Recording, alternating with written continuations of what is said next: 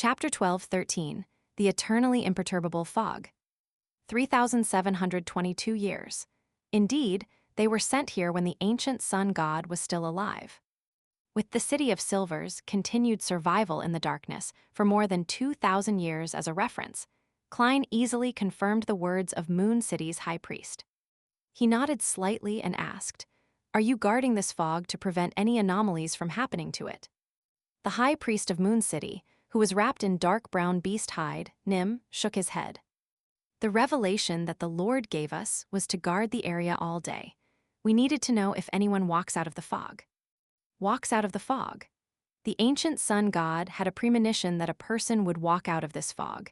If the other side of the fog is really the Western continent, does this mean that there might still be life and civilization in it? When Klein heard this, an indescribable palpitation struck his heart, but he deeply realized a certain reality. Ammon's father, the second creator, was actually unable to open this grayish-white fog and even needed to send people here to watch over it. Is there a specific method needed to pass through this invisible barrier? Mr. Hanged Man mentioned before that the Queen of Calamity, Kohainam, said that an incantation or command might be needed. Also, the premise is that the Western continent has already resurfaced. As Klein looked at the high priest with deep lines on his face, he said without batting an eyelid, "I believe they have already introduced me to you. I'm a missionary. I have come to this land to spread the light of the Lord." The high priest of Moon City, Nim, maintained his composure and used his gray eyes that were the same color as his long hair to look at Klein. "Your Excellency, which existence do you believe in?" Klein instinctively wanted to answer directly, but considering his identity as a missionary that he had set for himself previously, he held back his shame. With the ability of a clown, he controlled his facial muscles and revealed a slightly fanatical expression. "Please permit me to introduce you to my lord, the savior of this land, the great Mr. Fool." The Fool. Moon City's high priest, Nim, and the others didn't expect to hear such a word. For a moment, they found it strange, but for some reason, they felt that there was an infinite philosophy hidden within. Finally, their attention was focused on the description. The savior of this land. Nim couldn't help but turn his head to look at Adal and the rest, observing their radiant faces. As a Sequence 4 demigod, he knew very well that this was a result of the cleansing of the toxin and corruption accumulated within their bodies. Furthermore, the members of the hunting team had also been given excellent treatment. If he hadn't seen this group of young people grow up and remembered how they looked before the changes, he definitely wouldn't dare to confirm that they were residents of Moon City. Seeing the high priest look over, Adal immediately said excitedly, "His Excellency Sparrow prayed for a deity's blessing to save us." "Yes, we saw light, we felt warmth," Zin, who was without a nose, added. After the catharsis, she had unknowingly developed a certain belief towards the Lord that Jayaman Sparrow mentioned. Compared to the Creator who had never responded to prayers and ignored the suffering that Moon City faced, this existence was more like a deity. Ruse and another member of the hunting team that went back to Moon City to inform the high priest looked covetously at their former companions. They were both envious and had a yearning for the new life they had obtained. The high priest, Nim, retracted his gaze and looked at Jayaman Sparrow, who was wearing strange clothes and a strange hat. "Is the great Mr. Fool a deity in this world? No, from outside this cursed land." Klein nodded solemnly and slowly. "Yes." "Then, what about the great sun god who created everything?" Nim hesitated for a moment before asking the question he desired answers to the most. Klein changed his tone to that of a charlatan and said, "The kings betrayed that existence. Blood, anger, foulness, and shadows began to flow across this land, triggering a huge calamity." Nim's pupils dilated slightly, as if he wanted to absorb more light to see the world in front of him. With great difficulty, he tried his best to suppress something and asked, "Are you saying that the Lord perished because of this?" Not only did he perish, but his flesh and blood were also eaten by the traitors. This piece of land was cursed as a result. Taking advantage of the fact that he was in the forsaken land of the gods, Klein boldly said this. He didn't deliberately distinguish the Ammon brothers from the other 6 kings of angels. He planned on making the residents of Moon City believe that all the kings of angels were traitors. This way, they wouldn't be fooled by Ammon in the future. Over the past half a year of traveling and the various experiments he undertook, he was convinced that the forsaken land of the gods really was sealed. Or rather, it was isolated from the outside world.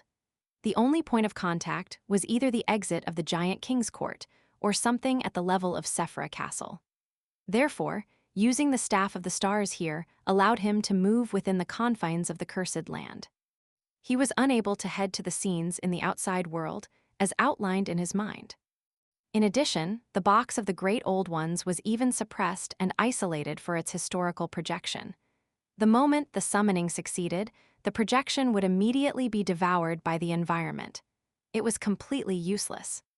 This made him suspect that even the third level of the box of the Great Old Ones was a little dangerous for true deities, such as the true Creator. Upon hearing Jayaman Sparrow's words, the body of the High Priest of Moon City, Nim, trembled slightly as his pockmarked face instantly turned ashen. The faces of the Beyonders behind him changed as well. It was as if they had suffered an extremely serious blow. One even showed signs of losing control. Seeing this, Klein reached out his hand again and pulled out Life's cane from the void, allowing it to fly through the air and accurately tap the target. The signs of the Beyonders losing control immediately vanished. His forehead was covered in sweat, as if he had just overcome a major illness. Following the removal of the historical projection, Life's cane quickly faded away. As for the Beyonders of Moon City, they finally managed to break free from the grievous news. Some of them were filled with suspicion and disbelief, and others were whimpering softly. Some looked at Jayaman Sparrow with a lost look, as though he was their final hope. At some point in time, Nim's eyes had already closed. 2 or 3 seconds later, he opened them again and looked at Jayaman Sparrow. "What else do you have to ask?" In less than a minute, he looked like he had aged considerably. His body was beginning to show signs of decay and depression. However, it wasn't completely without hope. It was as if the trees were rotting away, but they were beginning to give birth to new lives. Klein half-turned and pointed at the coagulated gray fog with the lantern in his hand.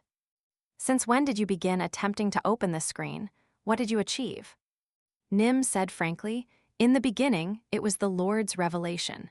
While he wanted us to watch over it, he also wanted us to think of a way to pass through the fog. After the land was cursed, we used this to mainly guide us so as to seek hope. However, we ultimately didn't achieve anything concrete. No matter what method we used, the solidified mist didn't react." Upon saying that, he hesitated and said, "It's not that there's no reaction, but it wasn't the reaction we wanted." Klein instantly saw hope and maintained his normal speaking pace as he asked, "What was the reaction?" Seeing that the high priest was somewhat hesitant and not answering immediately, Zin took the initiative to say, "High priest, His Excellency Sparrow has already parted a portion of the fog, a depth deeper than what we managed over the past 2,000 to 3,000 years. Nim couldn't help but look deeply at Jayaman Sparrow before saying, "More than 1,730 years ago, the high priest back then was inspired by the cruel fact that Moon City had failed to achieve anything in the past 2,000 years. He felt that we couldn't treat this fog as a seal that needed to be broken through. Instead, it was to be treated as a great existence. He designed the honorific name, prayer stanza, and the corresponding symbols for this fog. He held repeated rituals here, attempting communication and praying. This is a train of thought that no normal person would have thought of. I didn't think of it just now. Indeed, after all these years, there must have been many people with strange ideas in Moon City. 3,000 years of time isn't for nothing." Klein sighed inwardly as he nodded slightly. "Was there any feedback after that?" With a nasal grunt as confirmation, Nim replied, "There was at one point when the high priest changed the first sentence of the honorific name to the eternally imperturbable fog.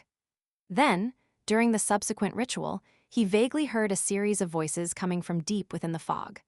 Unfortunately, he couldn't hear it clearly no matter how hard he tried, making it impossible to interpret it. From then on, the rituals we held were uncountable. We realized that a response wasn't always guaranteed. Even if there was a response, it might not be a timely one. We needed to wait patiently.